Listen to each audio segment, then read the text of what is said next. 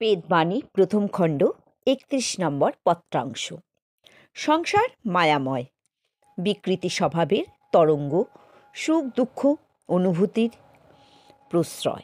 এই সকলই অভাব, ভ্রম, বুদ্ধিমাত্র।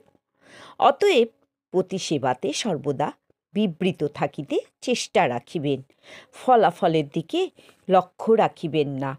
প্রতিসেবার জন্য স্বর্গ নরক কিংবা গভীর কালচক্রের ভ্রমণই হোক, তাহাই মঙ্গল সুত জানিবেন। ৩২ নম্বর পত্রাংশ। পারধ্যের ভোগ শেষ না হইলে কিছুই করিতে শক্তি হয় না। শরীরটি পরের বশে চলিয়া যাইতেছে।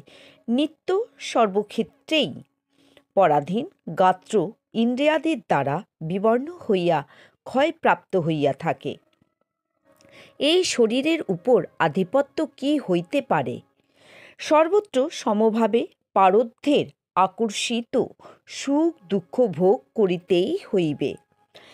৩৩ নম্বর পত্রাংশ। সমবুদ্ধির দ্বারা দৈহিক গুণজাত পারধ্য ভোগ দণ্ড ক্ষয় করিতে হয়।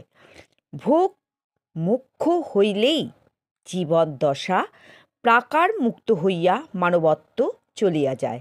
ব্রজবাসী যোগে নিত্য সেবাধিকারীর শক্তির সাহায্যে নিত্য সেবার যোগ লাভ করিতে পারিবেন। যখন যে অবস্থায় যে যে বিষয়ে আধিপত্য করিয়া মন বুদ্ধিকে চঞ্চল করে, তখন ক্রমশ সহিষ্ণুতা শক্তির আবরণ করিয়া অভ্যাস বশে রাখিতে চেষ্টা করিবেন। বিফলতা থাকিবে না। মনের শান্তি সুখাদি যাহা যোগদান করেন, সকলই অনিত্য অস্থায়ী ভ্রান্তি মাত্র জানিবেন।